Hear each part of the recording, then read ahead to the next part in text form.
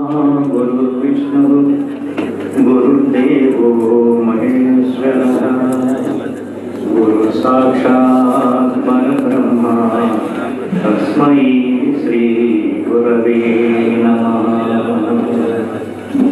गुरुमध्ये स्थितं विश्वं विश्वमध्ये स्थितो गुरुः गुरुर्विश्वं न चान्योऽस्ति तस्मै श्री गुरवे नमः। अनन्तार्यतनूजातं सायिनाथं समप्रभं भरद्वाजमहं वन्दे सर्वशिष्यफलप्रदम्। ओम समर्थ सद्गुरु श्री साईनाथाय नमः। श्री भरद्वाज गुरवे नमः।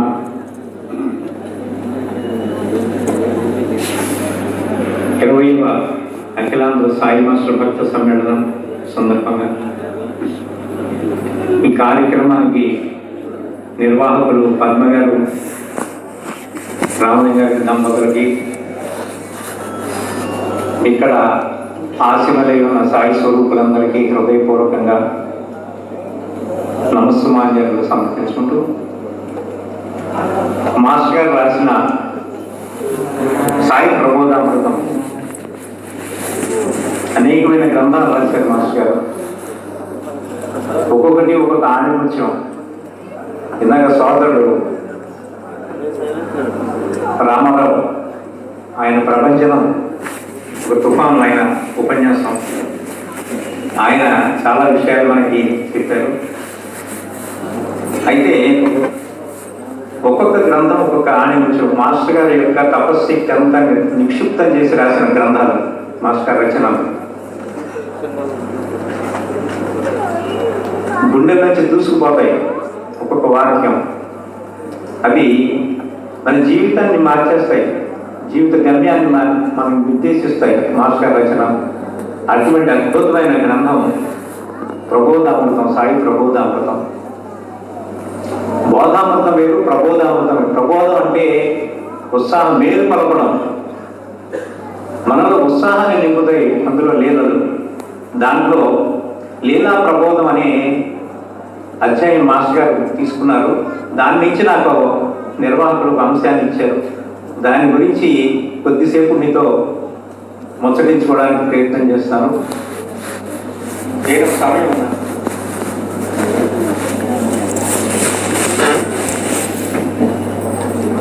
మొట్టమొదట ఇందాక ఒక సోదరుడు హేమంత్ పంత్ గురించి చెప్పారు. హేమంత్ పంత్ స్వతహాగా జీవితంలో ఎదగాలని చెప్పి ప్రయత్నం చేశాడు. ఆయన గురువు ఎందుకు, గురువు అవసరం లేదని చెప్పి మొట్టమొదట వాదించిన ఆయన ఎలాంటి పరిణితి సాయినాథులు అతనిలో తీసుకొచ్చారంటే, శ్యామని అడిగి బాబాని పర్మిషన్ ఇప్పించమంటాడు. సాయి గురించిన లీలలు సేకరించి భక్తులందరికీ అందిస్తానంటే బాబా అంటాడు కదా, ముందు వాడి అహంకారం తీసిన పాదం దగ్గర పెట్టమన్నా, నా చరిత్ర వాడు రాయడం కాదు, నా లీలలు వాడు రాయడం కాదు, వాడి నిమిత్తంగా చేసుకుని నేను లీలలు రాస్తాను, నా భక్తులందరికీ ఇస్తానని చెప్పారు. అయితే మాస్టర్ ఇక్కడ రాస్తారు కదా, అది మాత్రమే ఆయన ఉద్దేశం కాదు. బాబాకి ఆ లీలలు అందించడం మాత్రమే ఆయన ఉద్దేశం కాదు. ఆ లీలలను సాపుగా చేసుకొని భక్తుల యొక్క పరిపాకాన్ని పెంచి తాను ఇవ్వదలిచింది వాళ్ళకి ఇవ్వడమే సాయినాథుని యొక్క ముఖ్య ఉద్దేశం. సాయి సచరిత్ర రాయించడంలో బాబా యొక్క ముఖ్య ఉద్దేశం. దీనికి మాస్టర్ గారు మనకు అర్థం కావడానికి ఒక భాష వాడారు. అక్కడ చిన్నపిల్లలు పంచదార ఇష్టపడతారు. అలాగే వాడికి ఏదైనా జబ్బు చేసినప్పుడు తల్లి ఏం చేస్తుందంటే, మాత్రం వాడు చేతి మందు కాబట్టి మింగడు కాబట్టి ఆ పంచదార గుడికలో పెట్టి ఆ మందు వేస్తుంది. వాడికి తీగా ఉంటుందని తింటాడు. వాడు దాంట్లో చేదు ఉందని తెలియదు వాడికి అప్పటికి. కానీ వాడికి ఆరోగ్యం కలిగజేసే ఆ మందుని తల్లి ఏ విధంగా అయితే వాడికి ఇస్తుందో, సాయినాథుడు తన లీలా ప్రబోధం ద్వారా తన భక్తుడి యొక్క పరిపాకాన్ని పెంచడానికి మొట్టమొదట ఈ విధమైన ఉపాయాన్ని పన్నుతాడరా. అది కాకుండా వాడే కొంత పరిపాకం వచ్చింది అంటే పెద్దవాడు అయిన తర్వాత వాడు మళ్ళీ మందు మామూలుగా అడిగి తీసుకుంటాడు. అప్పుడు ఇంక పంచదార పొడితో పని లేదు. అలాగే సాయినాథుడు కూడా వాడి పరిపాకం పెంచిన తర్వాత ఇంక వాడికి ఈ పంచదార పొడితో అవసరం లేదు, సాయి లీలలన్నీ ఆ విధంగా ఉంటాయిరా అని చెప్పి మాస్టర్ గారు మనకి వివరణ ఇవ్వడం జరిగింది దీంట్లో. అయితే మాస్టర్ గారు ఇందులో రాసిన విషయంలో శ్యామ అనే భక్తుడు ఏం చేస్తాడంటే భక్తులతోటి, ఏమయ్యా సాక్షాత్తు పరబ్రహ్మ స్వరూపుడు ఇక్కడ కూర్చున్నాడు, మీరు ఎక్కడెక్కడి నుంచో దూర ప్రాంతాల నుంచి వస్తున్నారండి దర్శనానికి, కానీ ఇక్కడికి వచ్చిన తర్వాత లౌకికమైన కోరికలు కోరతారేంటయ్యా, చిన్న చిన్న కోరికలు కోరుతున్నారు ఆయన దగ్గరికి వచ్చి, సాక్షాత్తు పరబ్రహ్మ స్వరూపుడు ఆయన మోక్షం ఇవ్వడానికి సిద్ధంగా ఉన్నాడు, అందుకని ఎందుకు ఇంత వ్యయ ప్రయాసాలకు వచ్చి ఇక్కడికి వచ్చింది ఎందుకు చిన్న చిన్న కోరికలు కోరడానికి అని అడిగినప్పుడు బాబా చెప్తాడు కదా, శ్యామాను అలా చెప్పదు, మొట్టమొదట నా దగ్గరికి అందరూ కూడా కష్టాలు కోరికలు తీర్చుకోవడానికే వస్తారు, వాడికి ఆ కష్టం కోరికలు తీరిన తర్వాత అందుకు కృతజ్ఞతగా వాడు నన్ను ఆశ్రయిస్తాడు. ఆ తర్వాత ఏం చేస్తాడు వాడు, ఆ కష్టం కోరికలు తీరిన తర్వాత కృతజ్ఞతగా నాకు కట్టుబడతాడు. ఆ తర్వాత జీవితంలో నేను ఇవ్వగలిగింది పొందే స్థాయికి వస్తాడు వాడే. అంటే వాడిలో అంత పరిపాకం కలిగిస్తానని చెప్తున్నాడు సాయినాథుడు. అది ఆయన అవతార లక్ష్యం. అయితే శ్యామను కూడా హెచ్చరిక చేస్తారు ఈ మాట ద్వారా సాయినాథుడు. మొట్టమొదట అందరూ లౌకికమైన కోరికలు తీర్చుకోవడానికి నా దగ్గరికి వస్తారా శ్యామ కూడా అలా వచ్చిన వాడివే, నువ్వు కూడా అలా వచ్చావు, అది మర్చిపోకని చెప్పి పరోక్షంగా శ్యామను కూడా హెచ్చరించారు సాయి. అయితే అనేక విషయాల మీద నా భక్తులను నా దగ్గరికి రప్పించి వాళ్ళని ఉత్తమమైన స్థితికి తీసుకెళ్లడమే నా అవతార లక్ష్యం అని కూడా బాబా చెప్పడం జరిగింది. అయితే దీంట్లో షిరిడీలో ఉన్న 5 అడుగుల శరీరమే సాయి అని తెలిసేవాడు సాయిని చూడనట్లే అన్నారు బాబా. అంటే మనం కూడా మామూలుగా చరిత్ర లీలను చదువుతాం, ఆ లీలను చదివినప్పుడు వాటిని మామూలుగా అర్థం చేసుకుంటే సాయి యొక్క శక్తి నీకు అర్థం కాదంటారు మాస్టర్ గారు. బాబా యొక్క లీలను స్థూలంగా అర్థం చేసుకోవడం, చదువు పొలగించడం చేస్తే అసలు పారాయణ చెయ్యని వాళ్ళ కిందే లెక్క అని చెప్పారు మాస్టర్ గారు. కారణం ఏంటంటే కృతజ్ఞత ప్రేమ వల్ల మానవుడు భక్తి మార్గంలో తనకు తెలియకనే లాగబడతాడు. ఇది కూడా సంపూర్ణమైన సత్యం కాదని చెప్పి మనం కొన్ని లీలల ద్వారా దాన్ని తెలుసుకోవచ్చు. అందులో మొట్టమొదటిగా బాబా ఏం చెప్తారంటే, బాబా దగ్గరికి ఒక రోజు ఒక పేద బ్రాహ్మణుడు వచ్చాడు. వచ్చి బాబా యొక్క వాలకం చూశాడు. చెరిగిన కప్ని మాసిపోయింది. ఆ గుడి దగ్గర నిలబడ్డాడు ఆయన. తనలో తాను అల్లా అచ్చకరిగా అల్లా బలాకరిగా ఆయన వాలకం చూసి ఈయన ముస్లిం అనుకున్నాడు ఆ బ్రాహ్మణుడు. కానీ ధన సహాయం ఆయన పొద్దు నుంచి సాయంత్రం దాకా ఆయనకు వచ్చిన దక్షిణలన్నీ పంచిపెట్టేశారు. అది తెలిసి ధనం అర్థించడానికని అక్కడ వచ్చాడు. తీరా వచ్చిన తర్వాత ఆయన అడుగుదామంటే సంశయం. ఓ పక్కన నిలబడ్డాడు. ఇక్కడ జరిగే తంతంతా చూస్తూ బ్రాహ్మణుడు పక్కన నిలబడ్డాడు. బాబా గమనించారు కానీ అతన్ని పలకరించలేదు. చాలా సమయం అయిపోయిన తర్వాత భక్తులందరూ వెళ్ళిపోయిన తర్వాత బాబా దగ్గర ఇంకేం దక్షిణ లేదు, అందరికీ ఇచ్చేసాడు, ఇంకేం లేదు. అప్పుడు ఆయన ఏం చేశాడు, ఆ బ్రాహ్మణుడిని పిలిచి ఆ పక్కనే ఉన్న కాగితం పొట్లంలో తీసి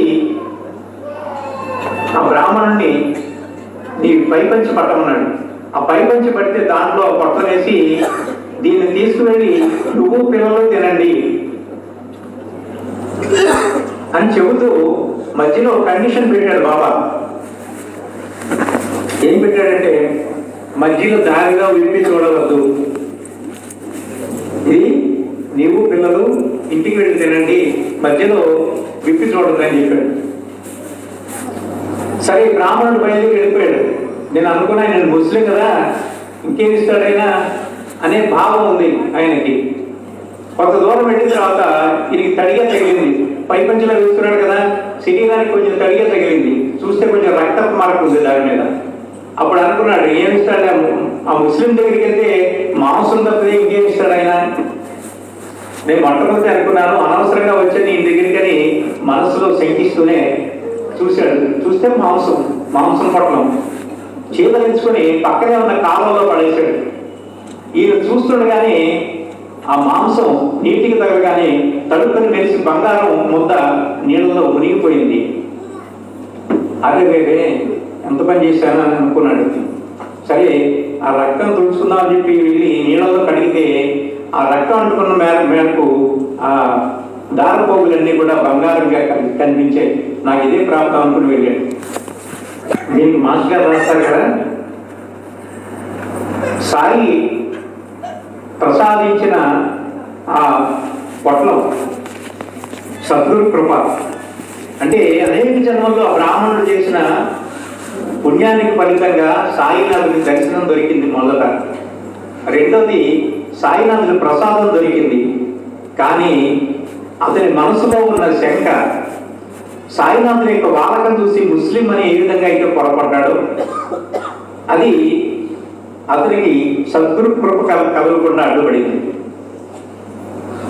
అప్పుడు ఏమైంది, అతనికి సాయి ప్రసాదించిన సద్గురు కృప ప్రసాదంగా కాకుండా అతనికి మాంసంలా కనిపించడం, సాయి యొక్క వాలకాన్ని అతను ముస్లిం అనుకుని ఏ విధంగా అయితే పొరపడ్డాడో దాని మాటనున్న సద్గురు యొక్క ప్రేమను తీసుకోకుండా అది మాంసం ముద్దని ఎప్పుడైతే భావన చేశాడో యద్భావం తద్భవతి అన్నట్టుగా బాబా ఇచ్చిన మాంసపు ముద్ద అతనికి దక్కింది. ఇంటికి వెళ్ళాక నిరాశగా నిర్భాగ్యుడిగా ఇంటికి చేరుకున్నాడు వృత్తి చేతులతో. అలా మనం కూడా వెళ్ళడమా అంటారు మాస్టర్ ప్రశ్న ఇస్తారు అక్కడ. మనం కూడా అలా దౌర్భాగ్య స్థితిలో వెళ్ళడమా? బాబా లాంటి మనకి దొరికినా కూడా సాయి యొక్క ప్రత్యక్ష సన్నిధి, సాయి లాంటి మహాత్ముడి యొక్క కృప మన మీద వర్షిస్తున్నా కూడా ఆ దౌర్భాగ్యుడి, ఆ బ్రాహ్మణుడి యొక్క దౌర్భాగ్యంతో అతనికి నిర్భాగ్యుడిగానే మిగిలిపోయాడు. పేదరికంతో ఉన్నాడు అతను. అలాగే మిగిలిపోదామా మనం కూడా అని ప్రశ్న చేస్తారు మాస్టర్ గారు. అయితే అక్కలకోట స్వామి చరిత్రలో కూడా ఇలాంటి లీలే జరుగుతుంది. అక్కలకోట స్వామి ఒకసారి ఒక చెత్త కుప్ప దగ్గర కూర్చున్నప్పుడు ఇలాగే ఒక పేద బ్రాహ్మణుడు వస్తాడు అక్కడికి. ఏం అడగలేదు, ఆయన ఏం అడగకుండా అలా నిలబడతాడు. కళ్ళలో నీళ్లు పెట్టుకుని అలా నిలబడతాడు. కాసేపు చూసిన తర్వాత అక్కలకోట స్వామి అంటాడు కదా, ఒరే అక్కడ ఎముకలు ఉన్నాయి తీసుకో. అక్కడ ఎముకల కొట్టు ఉంటుంది పక్కన, ఈయన కూర్చున్నదే మురికాల పక్కన. అదంతా దుర్గంధం వెదజల్లుతోంది. ఆ పక్కనే పెద్ద ఎముకల పోగుంది. ఆ బ్రాహ్మణుడిని ఆ ఎముకలు తీసుకోమంటాడు ఆయన. కానీ ఆయన యొక్క శక్తి సామర్థ్యాలు తెలిసిన అతను, అంటే గురుకృపకు పాత్రుడు అవ్వవలసిన అతని సత్కర్మలు ఆ ఎముకలు తీసుకుని పైపంచలు కట్టుకుంటాడు. కట్టుకోగానే అక్కల కోసం ఇక్కడ నిల్చుంటారు దగ్గర పో మీ ఇంటికి అన్నాడు ఆయన. ఇంటికి వెళ్తున్న కొద్ది బరువు ఎక్కుతుంది. ఈ ఎముకలే కదా తెచ్చాను అనుకున్నాడు. ఇంటికి వెళ్ళి చూస్తే అవన్నీ కూడా బంగారపు కడ్డీలు. అంటే ఇందాకటి బ్రాహ్మణుడికి ఈయనకి తేడా ఏంటి? ఆయన గురువు సామర్థ్యాన్ని శంకించాడు. ఇతను గురువు మీద అత్యంతమైన విశ్వాసంతో ఉన్నాడు కాబట్టి ఈ బ్రాహ్మణుడు ఫలితాన్ని పొందాడు. అలాగే మనం కూడా చాలా గురు చరిత్రలో చెప్పినట్టుగా గురు చరిత్రలో ఏం చెప్తాడు? సంశయాత్మకుడు ఎన్నడూ అంగీకరించబడడు. నిజంగా గురువు కాదు మాస్టర్ చెప్తారు సత్సంగాల్లో, వీడు తెచ్చుకుంటే వాళ్ళకేమో వీడు మనకి చేయగలరా లేదా ఇన్ని అనుమానాలు పెట్టుకుంటే మనకి అయ్యే పని కూడా అవ్వదు. అందుకని మనసులో ఏ శంక లేకుండా గురువుని సంపూర్ణమైన విశ్వాసంతో ఎవడైతే మనసా వాక్య కర్మణ నమ్ముతాడో వాడికి సత్ఫలితం ఖచ్చితంగా వచ్చి తీరుతుందనడానికి ఈ బ్రాహ్మణుడే ఉదాహరణ. అలాగే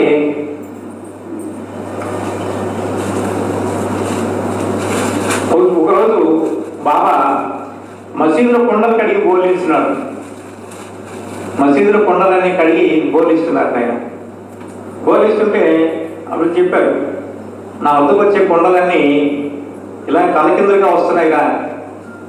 తలకిందులుగా ఉంటే దాంట్లో ఏదైనా పోసేది ఎట్లాగా? అందుకని వచ్చేవన్నీ కూడా సంశయంగా వస్తున్నాయి నా దగ్గరికి. అవి మామూలుగా తెలుసుకోవాలని జిజ్ఞాస, గురు కృప పొందాలని కోరిక ఉండి నా దగ్గరికి వస్తే వాడికి ఏమైనా బోధ చేస్తే వాడికి ఎక్కుతుందిరా, ఏమీ లేకుండా ఉద్రి చోద్యం చూడడానికి వస్తున్నారు వీళ్ళని చెప్పి ఆయన పరిహాసం చేశారు. మనకు కూడా ఇది ఒక హెచ్చరిక. ప్రతి లీల కూడా సాయినాథుడు చేసింది మనకు ఒక ప్రబోధం, ఒక బోధం లాంటిది అనమాట, ఒక హెచ్చరిక లాంటివి. సాయినాథుడు చేసిన లీలలన్నీ కూడా ఇటువంటి లీలలే మనకి కనిపిస్తాయి.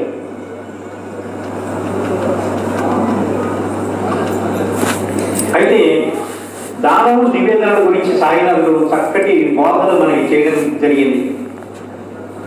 ఏదైనా దానం చేసినా, ఏదైనా భగవంతుడికి నివేదన చేసినా కూడా హృదయపూర్వకంగా చేయాలనే లీలని సాయినాథుడు మనకి చెప్పడం జరిగింది. ఓ భక్తురాలు బాబా దగ్గరికి ద్రాక్ష పళ్ళ బుట్ట తీసుకొచ్చింది. పక్కనే ఆమె కూతురు కూడా ఉంది.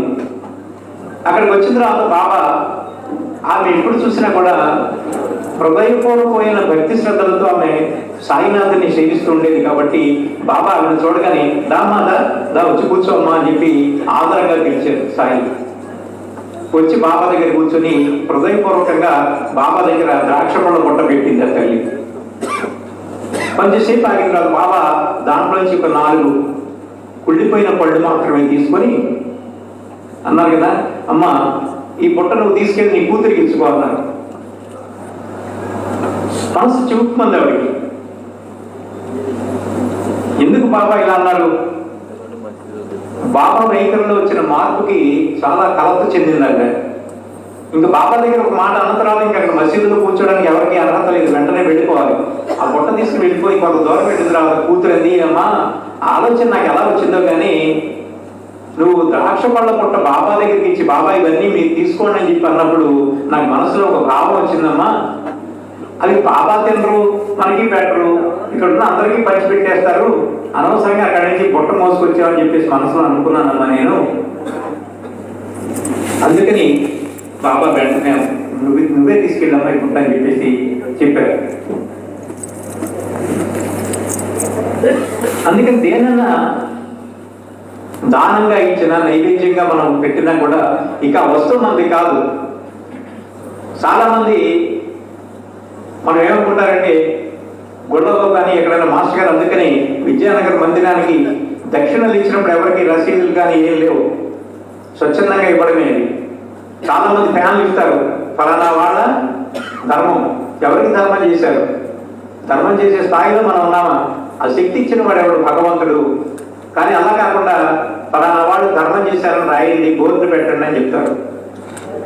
మాస్టర్ గారు చెప్తారు ఆ ఫలితం అంతవరకే, నువ్వు బోర్డు పెట్టమన్నావు కదా, బోర్డు పెట్టి అయిపోయింది పుణ్యం, ఇంకేం ఉండదు, దాంట్లో బ్యాలెన్స్ ఏమి ఉండదు.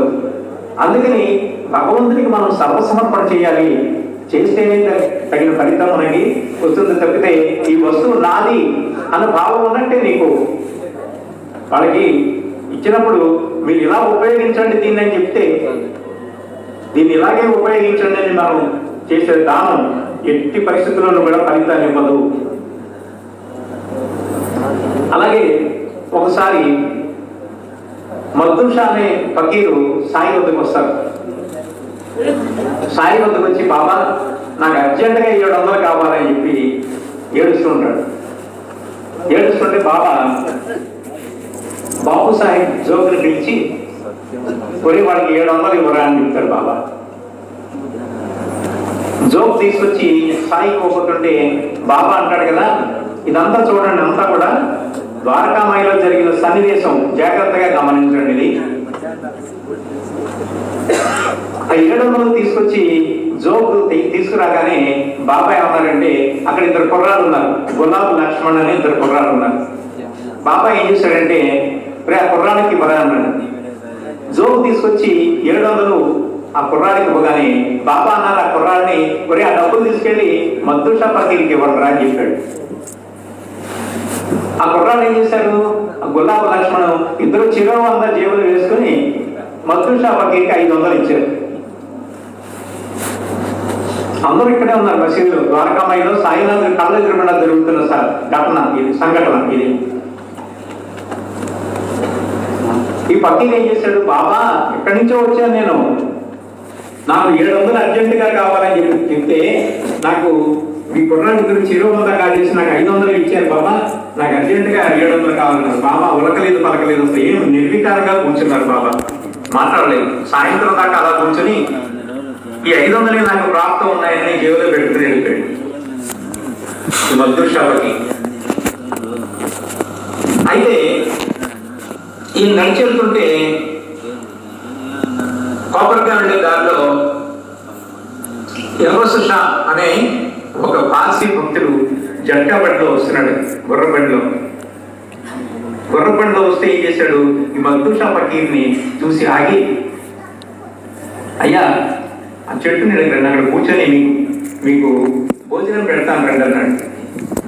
సరే అక్కడ కూర్చోబెట్టి భోజనం పెట్టి తాంబూలంలో 200 దక్షిణ ఇచ్చాడు. దీనికి ఆశ్చర్యం కలిగింది. ఈయనెవరో నాకు భోజనం పెట్టి 200 దక్షిణ ఇచ్చాడని చెప్పి అసలు నువ్వు ఎవరయ్యా ఏంటని అడిగాడు. అప్పుడు ఆయన చెప్పాడు, అయ్యా నేను ఈ పక్క గ్రామంలో ఉంటాను, నిన్న రాత్రి సాయినాథుడు నాకు కల్లో కనిపించి నువ్వు గుర్రబండిలో ఒక పలహారమును సిద్ధం చేసుకుని షిరిడి వచ్చే దారిలో పులి చర్మం కట్టుకుని ఒక ఫకీర్ కనిపిస్తారా, వాడికి భోజనము 200 దక్షిణ ఇవ్వని చెప్పారు రాత్రి కల్లో కనిపించి, అందుకని నీకు ఇచ్చానని చెప్పాడు. దీని ద్వారా బోధ మాస్టర్ గారు చక్కగా క్లియర్గా రాశారు. దీంట్లో అంటే ఎవరికి ఏది ప్రాప్తం ఉంటుందో అది భగవంతుడి నిర్ణయాన్ని బట్టి జరుగుతుంది, కానీ మనం తపన పడినా కూడా మనకి రాదు. అది మనది కాదు. ఇంకా అంటే భగవంతుడి రూపంలో సాయినాథుడు నిర్దేశించడం మొత్తం అంతా కూడా అక్కడ జరిగినది. అక్కడ ఎంతో మంది ఉన్నారు, కానీ జోకుని ఇమ్మన్నారు. జోకుని 700 మజ్దూర్ షా ఫకీర్కి ఇమ్మని చెప్పారు ఆయన. అంటే గత జన్మలో మజ్దూర్ షా ఫకీర్కి 700 ఆయన బాకీ.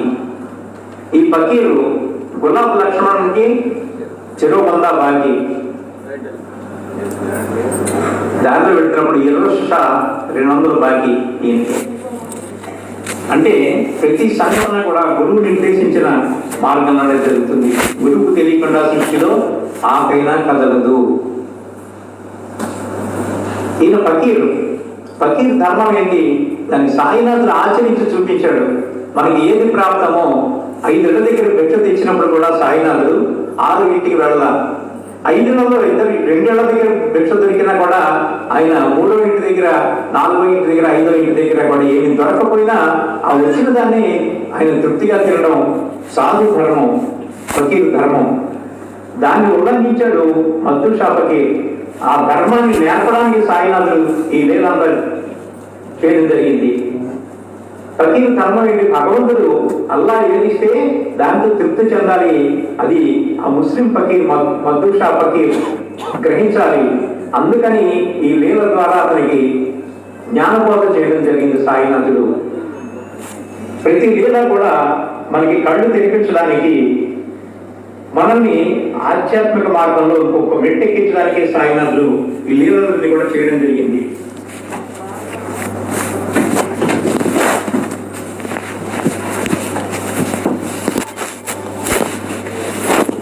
అలాగే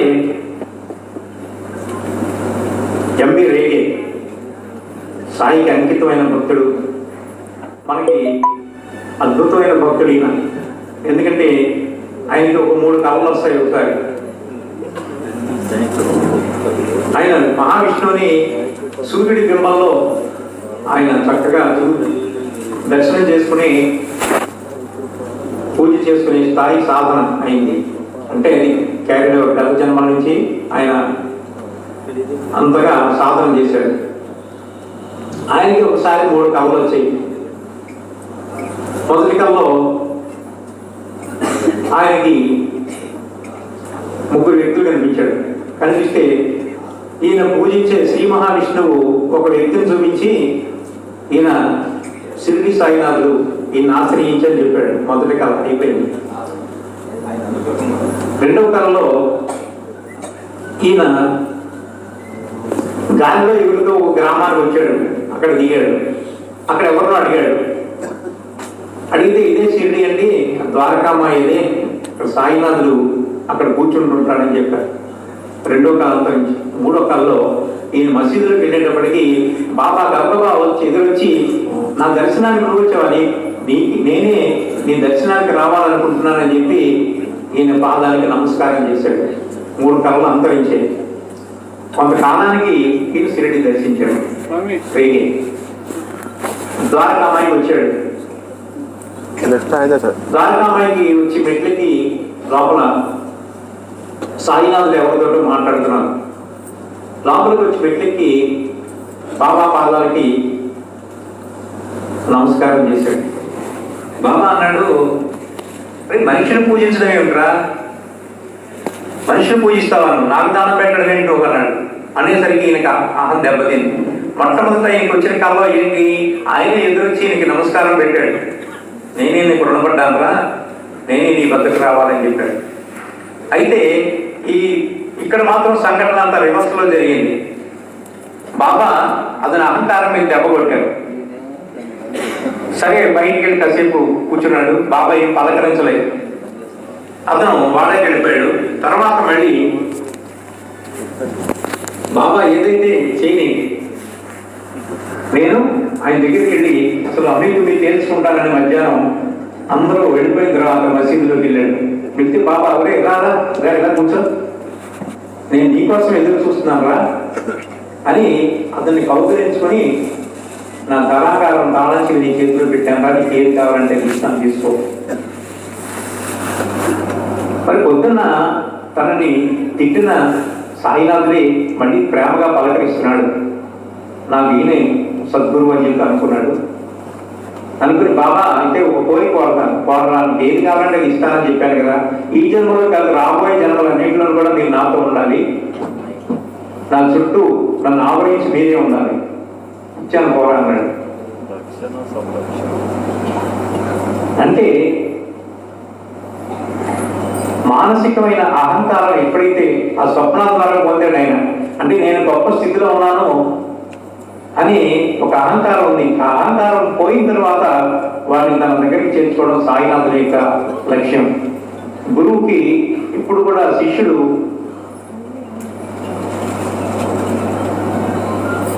వినయంతో అహంకారం అణచుకొని తన పాదాలను ఆశ్రయిస్తేనే గురువు ఆదరిస్తాడు. తప్పితే అహంకరిస్తే మాత్రం గురువు దగ్గర ఎట్టి పరిస్థితులను మనం ఏమీ పొందలేము. అది ఈ రేగే ఉదంతంలో మనకి తెలుస్తుంది. తర్వాత రేగే కుమారుడు చనిపోయినప్పుడు బాబా పరీక్ష చేస్తాడు అతన్ని. ఏడుస్తుంటే రేగే నీకు బిడ్డ కావాలా నేను కావాలా అంటాడు. బాబా నాకు వీలే కావాలి బాబా, అయితే దుఃఖించకు. పరీక్ష పెడతాడు గురువు. గురువు పెట్టిన పరీక్షకి తట్టుకుంటేనే ఇందాక మనకి చెప్పిన సోదరులు కూడా మనకి చెప్పిన దానిలో ఉదాంతాలు అనేకం కూడా సాయినాథుడు దీక్షితుని పరీక్ష చేస్తాడు. అలా ప్రతి ఇన్సిడెంట్ లో కూడా గురువు పరీక్ష పెడతాడు. ఆ పరీక్షకి తట్టుకునే శక్తిని కూడా గురువే మళ్ళీ మనకి ఇస్తాడు. అందుకని గురువు పరీక్ష పెట్టాడని మనం భయపడిపోకుండా, అయితే ఆ పరిపాకం ఎలా వస్తుందో మాస్టర్ గారు చెప్పారు. మాస్టర్ గారు రచనలు చదివితే మనలో పరిపాకం పెరుగుతుంది. అంతకుముందు మనకి ఏదొచ్చినా తట్టుకోలేని పరిస్థితి ఉన్నా కూడా మనం పారాయణ రెగ్యులర్ గా చేసుకుంటూ మాస్టర్ గారిని ఆశ్రయించినట్టయితే మనకు మానసిక స్థైర్యం వస్తుంది. బాబాకి సృష్టిలో అన్ని కూడా బాబాకి తెలిసే జరుగుతాయి. కష్టం ఇచ్చినా సుఖం ఇచ్చినా అది బాబా ఇచ్చిందే. కాబట్టి సుఖం ఇచ్చిన వాడు కష్టం ఇస్తూ ఉంటాడు. కాబట్టి ఏ స్థితిలో అయినా కూడా తను తట్టుకునే శక్తి మళ్ళీ సాయినాథే ఇస్తాడు. కాబట్టి ఇంకా భయం ఎందుకు మనకి అనే చక్కటి స్థితి పరిపాకం మనలో సాయినాథే మళ్ళీ తీసుకొస్తారు. అయితే ఒకసారి నాచనే అత్తగారు దీక్షిత్ వాడలో వంట చేస్తూ ఉల్లిపాయలు తరుగుతారు. అప్పుడు దాదాకి ఒకరు, ఆయన సద్బ్రాహ్మణుడు, సాటి మామగారు, ఆయన ఏం చేశాడు, ఏమన్నా బుద్ధి జ్ఞానం ఉందా, ఇవాళ ఏకాదశి ఉల్లిపాయ ఎవరో తినరు, నువ్వు ఉల్లిపాయలతో కూర వండుతున్నావు, బుద్ధి జ్ఞానం లేదని. పాపం పెద్ద వయసు ఆవిడ పాపం చాలా బాధపడింది. బాధపడి వంట అయిపోయిన తర్వాత మసీదుకి వెళ్ళి బాబాతో మొరపెట్టుకుంది. బాబా ఇలా తిట్టాడైనా, ఇంత పెద్ద వయసు దాన్ని నన్ను చాలా బాధపడి చాలా తిట్లు తిట్టాడైనా, ఇలా ఉల్లిపాయ వండుతున్నందుకు నన్ను కఠినంగా మాట్లాడాడు బాబా అని చెప్పింది. అలాగా మా విని ఊరుకున్నాడు. సాయంత్రం కేవలం మనవరాలకి కళ్ళు వాచిపోయి ఎర్రబడిపోయి నీళ్లు కారడం పాప ఆ బాధ తట్టుకోలేక ఏడుస్తోంది. ఏడుస్తుంటే బాబా దగ్గరికి వచ్చింది, తీసుకొచ్చాడు కేలక. తీసుకొస్తే బాబా అన్నాడు కదా, మరి వాడాలను నాచిన అత్తగారు ఉంది కదా, ఆవిడ దగ్గర ఉల్లిపాయ అడిగి తీసుకొని ఆ ఉల్లిపాయ నూరి ఆ రసం కళ్ళల్లో పెట్టడం తగ్గుతుందని చెప్పాడు. కేలకర్ సద్బ్రాహ్మణ వంశంలో పుట్టాడు. ఆయనకి ఈ మడి ఆచారం బాగా ఎక్కువ. అప్పుడు ఈయనేం చేశాడు, నోరు మూసుకుని వెళ్ళాలి. ఆవిడ పొద్దున్న తిట్టాడు. ఉల్లిపాయ ఆవిడ ఏకాదశి వాళ్ళ ఉల్లిపాయ ముట్టుకొని తగ్గుతుందని చెప్పి ఆవిడ తిట్టాడు పొద్దున. అందుకని బాబా ఏం చేశాడు, మళ్ళీ ఆవిడ దగ్గరికి పంపించాడు. వెళ్ళి అడిగాడు. అడిగినప్పుడు ఆవిడ మరి పొద్దున్న తిట్టాడు కదా కేలకర్. తిట్టినందుకు ఆవిడ ఏం చేసిందంటే, మరి పొద్దున్న తిట్టావు కదా, ఉల్లిపాయ ముట్టుకుంటేనే నేను ఏదో పాపం చేసినట్టు తిట్టావు నువ్వు, ఇప్పుడు ఉల్లిపాయ కావాల్సి వచ్చిందని తెలుస్తుంది కదా. అక్కడ సరిపోయింది ఈ పాఠం. అంటే మూఢాచారాలు మనం పాటించవచ్చు, తప్పులేదు. కానీ ఎదుటి వాళ్ళ మీద రుద్ది వాళ్ళ మనసును బాధ పెట్టి నువ్వు సాధించేది లేదురా అని చెప్పి ఆ బోధ ద్వారా సాయినాథులు అతనికి గుణపాఠం చెప్పడం జరిగింది. అలాగే చెప్తే ఇంకా చాలా లేరున్నాయి. నా తర్వాత ఇంకా సోదరులు ఉన్నారు కాబట్టి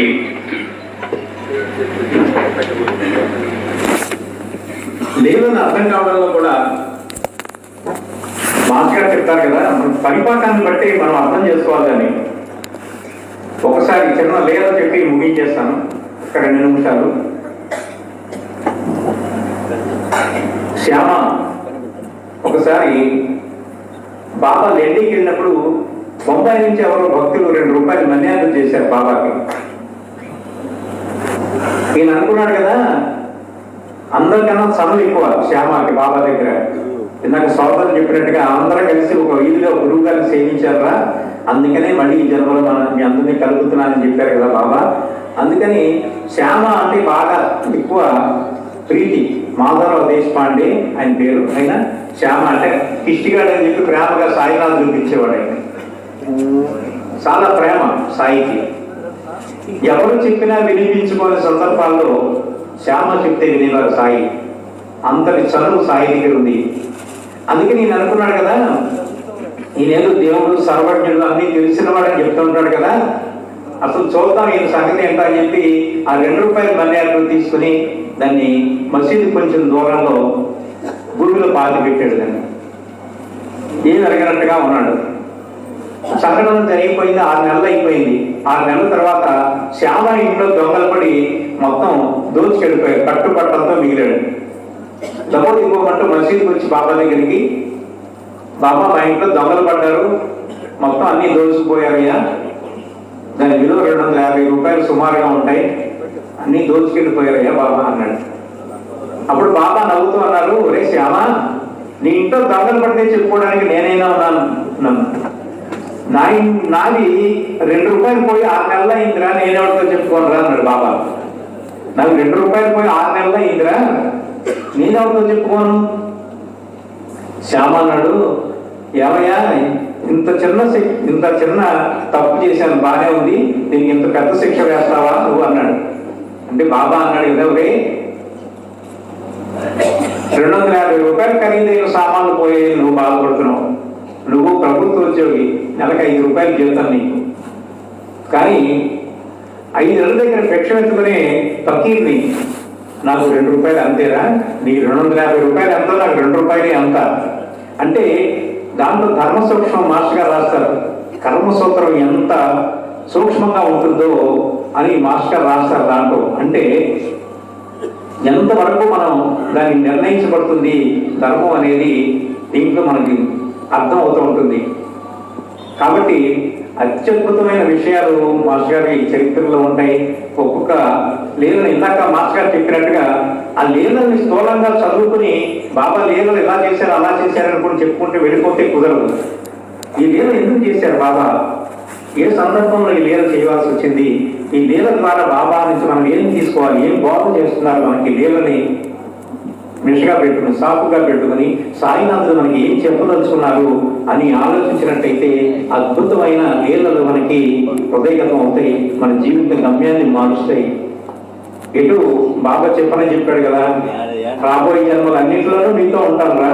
ఈ జన్మలు ఒకటే కాదు, పిచ్చుకు కాలికి దారం కట్టి లాగినట్టుగా మనందరినీ లాగాడు కరెక్టే, కానీ ఈ జన్మకే కాదు రాబోయే జన్మలు అన్నింటిలోనూ మీతో ఉంటాను అని వాగ్దానం చేశారు సాయినాథుడు. మాస్టర్ గారే సాక్ష్యం, మాస్టర్ గారు చెప్పారు మనకి. అందుకని మనం దేని గురించి బాధపడాల్సిన అవసరం లేదు. రాబోయే జన్మలు ఉత్తమమైన జన్మలు ఇస్తానని వాగ్దానం చేశాడు సద్గురు సాయినాథుడు. అందుకని ఇద్దరు సద్గురువులకి మనం సేవించుకుంటూ వాళ్ళు చెప్పింది ఆచరించుకుంటూ మన మార్గాన్ని తీర్చిదిద్దుకున్నట్టయితే అద్భుతమైన జన్మలు మనకి మళ్ళీ ఎప్పటిదాకా ఉంటాడు సాయినాథుడు, మోక్షం ఇచ్చే వరకు ఉంటానని చెప్పాడు ఆయన. అందుకని ఏ దిగులు లేదు. మనం అలాగని వాళ్ళ పాదాలు గట్టిగా పట్టుకొని వాళ్ళు ఏం చెప్పారో దాన్ని ఆచరించడానికి మనందరం కూడా ప్రయత్నిద్దాం. అలా ప్రయత్నించే మనందరికీ కూడా సద్గురు సాయినాథుడు భరద్వాజ్ మాస్టర్ గారు మార్గనిర్దేశం చేసి అద్భుతమైన మన జీవితాన్ని తీర్చిదిద్ది కాపాడాలని చెప్పి ప్రార్థిస్తూ ఈ అవకాశం ఇచ్చిన మీ అందరికీ కూడా హృదయపూర్వక ధన్యవాదాలు తెలియజేసుకుంటూ స్వస్తి. సద్గురు సాయినాథ్ మహారాజుకి